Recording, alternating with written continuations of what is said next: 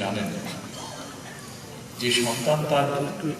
পিতাকে না দেখার কষ্টের কথা এখানে বলে গিয়েছে।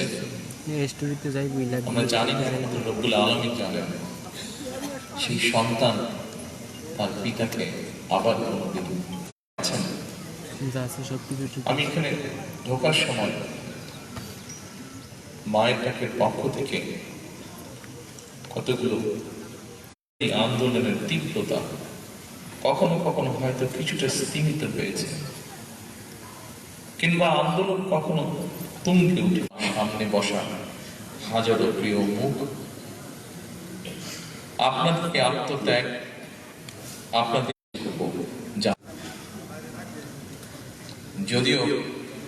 নির্বাচন কমিশনের বাধ্যবাধকতার কারণে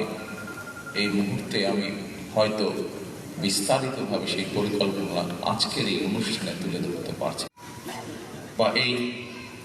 গুম হয়ে যাওয়া সদস্য এখনো যাদের অপেক্ষায় আমরা আছি, এখনো যাদের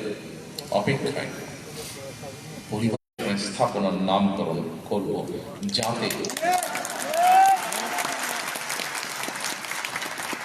যাতে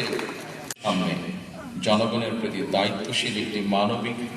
রাষ্ট্র গঠনের সুযোগ আমাদের সামনে এসেছে।